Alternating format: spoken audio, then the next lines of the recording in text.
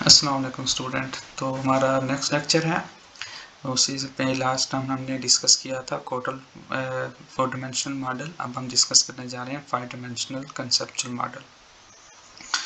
ये मॉडल जो है ये 2-3 ऑथर्स ने रिसर्चर्स ने मिलकर डेवलप किया हुआ है। एक है आरसी कैटल 2017 और स्लेक 2013 और डॉलेस्ट्रो 2008।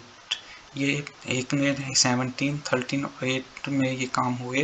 तो इन मॉडल्स को कंबाइन किया गया तो इसके अंदर 5 डायमेंशन मॉडल ऐड है। 5 डायमेंशंस के अंदर क्या है कि इसके अंदर हमने जो ऑथर्स हैं उन्होंने 2 न्यू डायमेंशंस ऐड किए हैं। वो कौन सी हैं? नंबर 1 है वॉलंटियरिंग डायमेंशन और नंबर 2 है स्टेक होल्डर डायमेंशन। बाकी 3 डायमेंशंस ऑलरेडी चली आ रही थी कन्वेंशनल मॉडल के अंदर। वो क्या थी? Economic, social and environmental. ये 3 हमारी डिस्कस हम डिटेल से करते आ रहे हैं। तो अभी हमारी 2 डायमेंशंस हैं जो हम यहाँ डिस्कस करेंगे additionally, volunteering dimension, stake holder dimensions. तो इकोनॉमिक डायमेंशन हमने डिस्कस किया है कि क्या है कि कंपनी का मेन ऑब्जेक्टिव क्या है? Profit, maximise the sale, minimise the cost. ठीक है। और शेयर होल्डर क्या चाहते हैं? डिविडेंड। इन्वेस्टर क्या चाहते हैं? रिटर्न। ठीक है। सेकंड क्या है? क्या हमने डिस्कस किया था? सोशल डिमेंशन, यानी कि सोसाइटी क्या चाहती है। सोसाइटी के पास सोसाइटी फर्म से क्या चाहती है, उसको अकाउंटेबिलिटी किस बात पे होनी चाहिए। यानी कि सोसाइटी ये चाहती है कि corporation should work for building up a better society as a whole and integrate social concerns in their business operation. ये मतलब क्या हुआ कि कंपनीज जो कॉर्पोरेशंस हैं वो अपने बिजनेसेस के अंदर सोसाइटी की जो वैल्यूज़ हैं उनकी बेटरनेस के लिए, उनकी वेलफेयर के लिए वो उसको इंटेग्रेट कर दें, यानी कि अपने कॉर्पोरेट के ऑब्जेक्टिव का एक पार्ट बनाए, इसके ऊपर वो काम ज़रूर करे। ठीक है। तो ये हमने पीछे डिटेल से डिस्कस कर चुके हैं ऑलरेडी। पहले लेक्चर्स के अंदर हमने क्या कहा था कि वो एजुकेशन के अंदर, हेल्थ के अंदर और इसी तरह के जो वेलफेयर के प्रोजेक्ट्स हैं उसके अंदर वो लगाए, इन्वेस्ट करें। ये हमने इसके अंदर डिस्कस किया था।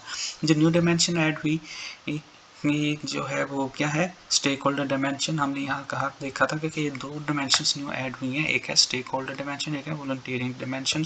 तो यहाँ स्टेक होल्डर डायमेंशन जो ऐड हुई इसको हम थोड़ी डिटेल से डिस्कस करेंगे यहाँ पे। तो ये डायमेंशन क्या है? इट डिजाइन्स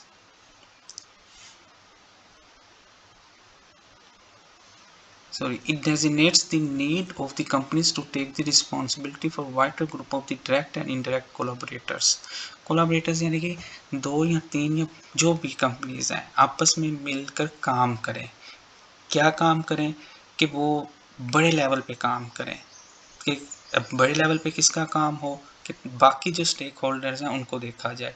अब फॉर एग्जांपल मैंने लास्ट लेक्चर के अंदर तुम लोगों को पोर्टल सप्लाई चेन मॉडल बताया था कि इनबाउंड लॉजिस्टिक जो सप्लायर्स हैं और आउटबाउंड लॉजिस्टिक जो कस्टमर्स हैं और ऑपरेशन जो कंपनी करती है वो उसकी विद इन दी ऑर्गेनाइजेशन है। ठीक है। और उसकी जो स्पोर्टिज एक्टिविटीज़ हैं इसको अगर हम देखें, इन सब को अगर हम ब्रॉडर कंसेप्ट के अंदर लेकर चले जाएं, तमाम स्टेक होल्डर्स को मिला लें मज़ीद जो इसके में है और जो इसके बाहर भी हैं इस मॉडल के अंदर, तो वो सारे अगर आपस में मिलकर काम करें। ठीक है। अब वो कैसे काम करें कि भाई सोसाइटी को जो है बेहतर करना है। ठीक है। अब वो बेहतर कैसे करना है कि वो अब यहाँ पे भी बात देखिएगा यहाँ पे कि क्या हमने यहाँ बात की होल सप्लाई चेन, जो मैंने पोर्टल का मास्टर सप्लाई चेन मॉडल आपको डिस्कस किया हुआ है, and establish such level of the collaboration that all unsustainable और socially irresponsible practices are detected and prevented. That is a point. इसके अंदर मैंने आपको क्लास के अंदर बताया था कि एप्पल कॉरपोरेशन जो है आईफोन बनाने वाली, इसकी जो कुछ स्पेयर पार्ट्स आते हैं, चाइना की कंपनी जो इंडिया में भी है फोक्सन का, तो उसके ऊपर यही है कि वो अनएथिकली भी जो है उसके ऊपर एलिगेशंस हैं कि वो अनएथिकली ये काम करती है क्योंकि वो उसे अपने प्राइस से जो है ओवर टाइम ज़्यादा ले रही है और उनकी वेजेस कम है। इसके ऊपर बीसी रिपोर्ट्स भी हैं और आर्टिकल्स भी हैं। हमने क्लास के अंदर इसको थोड़ा सा डिटेल से डिस्कस कर किया था। तो कंपनी अपने लेवल पे यहाँ पे क्या करेगी कि वो अब देखें ना, उसका सप्लायर था फॉक्सन कंपनी जो है एप्पल इनकॉर्पोरेशन की सप्लायर है, लेकिन वो अनएथिकली क्या कर रही है, अपने एम्प्लॉयज से को एक्सप्लॉइट कर रही है, उनसे वो ज़्यादा काम ले रही है, उनको वेजेस जो है मार्केट बेस पे नहीं है, और उनके एम्प्लॉयज़ के अंदर जो खुदकशी के वाक़यात हैं वो भी ज़्यादा हैं। तो तमाम यानी कि कोलाब्रेशन का मतलब एप्पल इनकॉर्पोरेशन क्या करे, अपनी सप्लायर्स को फोर्स करे और वो अपने आप को भी देखे और अपने जो उसके कस्टमर्स हैं उनको भी देखे। तो एक नेटवर्क डेवलप करते हुए वो प्रैक्टिसेस या वो चीज़ें देखे कि जो अनएथिकली हैं और अनसस्टेनेबल हैं, उनको डिटेक्ट करे, पता करे कहाँ कहाँ है, और उनको रोके कि ऐसा ना हो। ठीक है, तो एक दूसरे को वो कोलैबोरेट सपोर्ट भी करें, कन्विंस भी करें और इन्वेस्ट भी करें इसके ऊपर। तो यहाँ बात की जा रही है स्टेक होल्डर डिमेंशंस के अंदर। इन्वायरमेंटल डिमेंशंस हमने पहले डिटेल से डिस्कस किए बैठे हैं कि कंपनी को क्या करना है, इन्वायरमेंट को सेव करना है, चाहे वो वाटर है, चाहे वो लैंड है, चाहे वो एयर है। तो वो जो भी चीज़ प्रोड्यूस कर रही है वो इन्वायरमेंटल फ्रेंडली हो, इन्वायरमेंट को डैमेज ना करे। तो ये हम डिटेल से पीछे डिस्कस किए बैठे हैं। अब जो न्यू डिमेंशन फिफ्थ ऐड हुई वो है वॉलंटियरनेस डिमेंशन। अब ये क्या कहती है, overcoming the minimum of the prescribed standards related to product quality and और सेफ्टी, कम्युनिटी सपोर्ट। ये सारी इसकी बात आ रही है कि मिनिमम प्रिस्क्राइब करे स्टैंडर्ड्स किसके लिए, प्रोडक्ट क्वालिटी क्या होगी, मिनिमम क्वालिटी क्या होगी, उससे नीचे कोई कंपनी क्वालिटी नहीं देगी। और वो अपने एम्प्लॉइज़ को कैसे सेव करेगी, वो जो प्रोडक्ट बना रही है वो कस्टमर्स जो यूज़ करेंगे उनकी सेफ्टी के ऊपर देखे, सेफ्टी मेजर हो उसके अंदर, कम्युनिटी सपोर्ट हो, उसमें कंपनी जो है जो प्रोडक्ट बना रही है वो उसको कंपनी को भी और उसके प्रोडक्ट को भी जो है कम्युनिटी सपोर्ट करे, support to the charitable institutions. तो कंपनी को क्या करना चाहिए कि जो एनजीओज हैं उनको भी सपोर्ट करना चाहिए, support to the employees in the social project. तो अपने एम्प्लॉयज़ को भी जो है वो सपोर्ट करे उनके वेलफेयर के कामों के अंदर, ताकि कि ये सारे काम क्या हो, वॉलंटियरिंग हो, और ताकि कंपनी की जो फाउंडेशंस है वो CSR मॉडल के ऊपर जो है इन्हेंस हो सके और बेहतर हो सके। That is our 5 dimension model.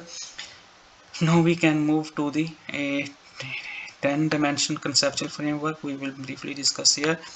Rahman 2011 में इसने तमाम डिफरेंट मॉडल्स को जो है और जितनी भी इंटरप्रिटेशंस हो रही थी CSR को लेकर उनको उसने सम अप किया और 10 मॉडल जो है कंसेप्चुअल मॉडल दिया, जो उसने कहा कि ये 21st सेंचुरी का मॉडल है। तो उसके पहले डायमेंशंस क्या है आप देखें तो इसने पहला ये काम किया ऑब्लिगेशन टू द सोसाइटी, कि कॉरपोरेशंस के ऊपर ये ऑब्लिगेशन है कि वो सोसाइटी के लिए काम करे।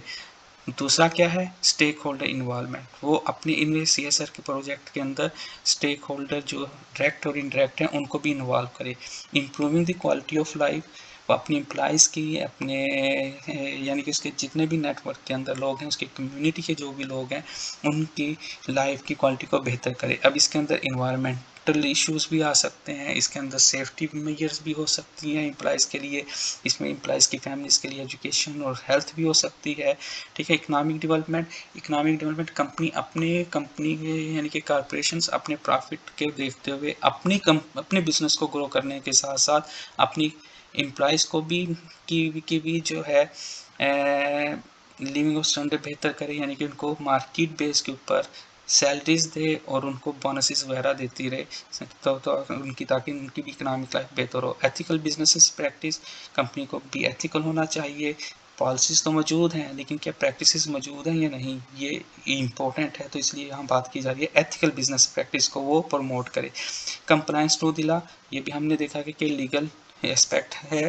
ठीक है, वॉलंटियरनेस भी हमने पीछे डिस्कस किया। ह्यूमन राइट्स, तो ह्यूमन राइट्स यानी कि अगर आप कस्टमर हैं तब भी आप ह्यूमन हैं, आप सप्लायर हैं तब भी आप ह्यूमन हैं, अगर आप एम्प्लॉय हैं तब भी आप ह्यूमन हैं, आप मैनेजमेंट हैं ह्यूमन हैं, आप इन्वेस्टर हैं या शेयर होल्डर हैं, ह्यूमन राइट्स हैं। तो आपके जो बेसिक्स राइट्स हैं वो सारे फुलफिल होने चाहिए, चाहे आपको वो डायरेक्ट आ रहे हैं कंपनी के अंदर या इनडायरेक्ट आ रहे हैं। फॉर एग्जांपल, कम्युनिटी का एक कॉमन इंडिविजुअल है, वो एम्प्लॉय भी नहीं है, ना वो सप्लायर में है, ना वो कस्टमर में है, तो लेकिन उसका राइट क्या है कि उसको क्लीन एयर मिलनी चाहिए, क्लीन वाटर मिलना चाहिए। तो कंपनी उसके भी राइट को देखे और इन्वायरमेंट को पोल्यूट ना हो करने दे, ठीक है। और अगर वो ह्यूमन राइट उसकी राइट है कि वो कंपनी के अंदर जॉब के लिए अप्लाई करे, तो कंपनी को भी विदाउट एनी डिस्क्रिमिनेशन अगर वो मेरिट पे आता है तो उसको लेकर चले। Protection of the environment, again वही बात आ गई, ट्रांसपेरेंसी एंड अकाउंटेबिलिटी। कंपनी कहती है कि मैं ये काम कर रही हूँ, लेकिन एक्चुअली वो काम नहीं कर रही, तो क्या इसके ऊपर उसकी कोई अकाउंटेबिलिटी है, क्या कोई ट्रांसपेरेंसी है, कंपनी जो कह रही है क्या वो उसके ऊपर कोई डॉक्यूमेंटेशन है। तो इसके ऊपर हमने क्लास के अंदर डिस्कस किया था कि ISO 14000 की सीरीज़ है और बहुत सी इन्वायरमेंटल के ऊपर जो है सर्टिफिकेशंस हैं वो आते हैं, चेक करते हैं। तो हर एक चीज़ के लिए जो है आपके पास जो है इंटरनेशनल लेवल पे और नेशनल लेवल पे भी बहुत से जो है लाइसेंसिंग मौजूद हैं। अगर आप वो सर्टिफिकेशन ले लेते हैं तो इस बात की श्योरिटी होती है कि अपने अपने डॉक्यूमेंटेशन में, अपनी प्रैक्टिसेस के अंदर ट्रांसपेरेंस भी हैं, अकाउंटेबल भी हैं, आप उसके जवाबदेह भी हैं। तो these are the 10 dimension conceptual model. तो ये कुछ बेहतर मॉडल हुआ क्योंकि ये मॉडल जो है कम्प्रिहेंसिव मॉडल बनाया गया था। लेकिन अगेन फिर वही बात है कि अगर ये भी सारी चीज़ों को डिस्कस कर रहा है, ठीक है, डायनेमिक्स को, इंटरडिपेंडेंसीज को, कन्फ्लिक्टिंग जो कन्फ्लिक्ट्स ऑब्लिगेशंस आ रही हैं स्टेक होल्डर्स के अंदर में, हम सबको भी, तो ये वेल डन मॉडल है, ठीक है। अब यहाँ पे देखेंगे कि अब CSRs के अंदर बहुत सारा काम हो रहा है, बहुत ज़्यादा काम हो रहा है, ठीक है।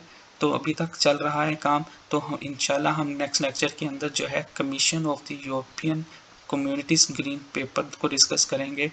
हो सकता है कि ये मैं आपका टॉपिक जो है यूट्यूब चैनल के ऊपर लाइव आपसे डिस्कस करूं, आप मुझसे क्वेश्चंस करें, मैं आपको आंसर दूं। लेकिन ये आपको मैं असाइनमेंट दे रहा हूं कि आपने बैठकर रीड करना है।